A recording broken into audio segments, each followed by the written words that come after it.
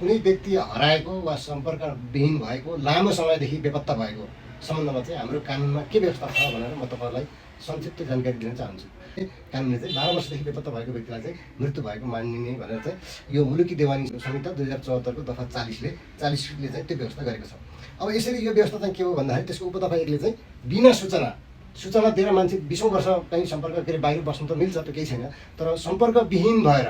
बेपत्ता भएर आफन्त कोही कसैले जानकारी नै नपाउने गरी चाहिँ 12 वर्षदेखि बेपत्ता भएको मान्छे चाहिँ मृत्यु भएको मानिने व्यवस्था हो। त्यस्तो सम्बन्धमा चाहिँ के हो भन्दाखेरि चाहिँ 70 को दफा 41 को अध्याय 1ले के व्यवस्था गरेको छ भन्दाखेरि यसरी 80 वर्ष पुगेको व्यक्ति चाहिँ बेपत्ता भएको मितिले 5 वर्षभित्र चाहिँ उसको मृत्यु भएको मानिनेछ। त्यस्तै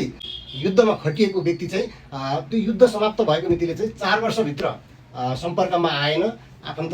सम्पर्क सूचना केही भएन भने त्यो व्यक्ति पनि मृत्यु भएको मानिनेछ। त्यस यदि कुनै व्यक्ति सवारी भएको वायुयान, सवारी साधन या पानी जहाज यस्ता चिजहरू चाहिँ दुर्घटनाग्रस्त भयो भने चाहिँ त्यस्तो दुर्घटनामा परेको व्यक्ति चाहिँ यदि त्योबाट चाहिँ जीवितै भएर चाहिँ आएको भनेर ऊ चाहिँ आफ्नो परिवारको आफन्तको सम्पर्कमा 3 वर्षभित्र नआएमा त्यो व्यक्तिलाई पनि मृत्यु भएको मानिने कानुन व्यवस्था रहेको छ। कुनै व्यक्तिको सम्बन्धमा चाहिँ त्यो व्यक्ति जीवित छ भन्ने कुराको छ या मरेको छ भन्ने कुराको प्रश्न उठेमा त्यो जीवित छ भन्ने पक्षले चाहिँ त्यसको प्रमाणको भार पुर्याउनु पर्ने चाहिँ प्रमाण ऐन 2031 दफा जुन 32ले त्यो व्यवस्था पनि गरेको छ। यसरी चाहिँ कुनै व्यक्ति चाहिँ यसरी सम्पर्कविहीन भयो भने चाहिँ हरायो भने चाहिँ उसको चाहिँ मृत्युको घोषणा पनि गराउन सक्छ त्यसको आफन्तले, आफ्नो सरकारवालाले उसको त्यो व्यक्तिको चाहिँ मृत्यु भएकोले चाहिँ न्यायिक घोषणा गरिपाउँ भनेर अदालत समक्ष चाहिँ निवेदन दिन सकिने व्यवस्था चाहिँ उपदफा 2मा चाहिँ त्यो व्यवस्था गरिएको छ। उपदफा त्यसमा चाहिँ के भनिएको छ भन्दाखेरि उपदफा 2ले चाहिँ बेपत्ता भएको व्यक्तिलाई चाहिँ मृत्यु भएको मानिने भनेर व्यवस्था गर्यो भने यसको 3ले चाहिँ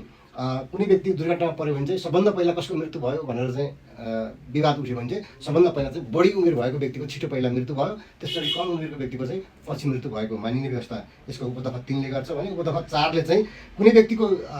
मृत्यु भएको कुनै ठाउँमा विदेशमा या कहीँ कतै त्यस्तो भयो भने चाहिँ उसको परिवारले त्यो लासी फेला नपरेको अवस्थामा पनि त्यो चाहिँ त्यो व्यक्तिको मृत्युको न्यायिक घोषणा गरिपाउँ भनेर अदालतमा त्यसको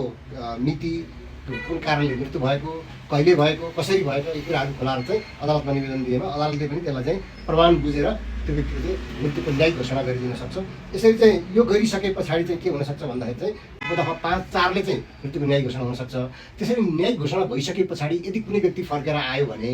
फेला पर्यो भने, सम्पर्कमा आयो भने त्यो मृत्युको न्यायिक घोषणाले चाहिँ के हुन्छ भन्दा उसको सम्पूर्ण कानुनी अधिकारहरू समाप्त भइसकेको हुन्छ, उसको कसैसँगको नाता सम्बन्ध पनि समाप्त भएको हुन्छ भने उसको चाहिँ कुनै सम्पत्ति सम्बन्धी हक अधिकारहरू, कानुन कानुनका अन्य सुविधा सहुलियतहरू पनि कटौती भइसकेको अवस्था हुन्छ। यदि त्यो व्यक्ति सम्बन्धित व्यक्ति फर्केर आयो, फेला पर्यो भने चाहिँ उसले चाहिँ त्यो मृत्युको न्यायिक घोषणालाई बदर गराउन चाहिँ यहीको उपदफा 5 बमोजिम अदालतमा निवेदन दिन सक्छ। यसरी अदालतमा निवेदन दियो भने पनि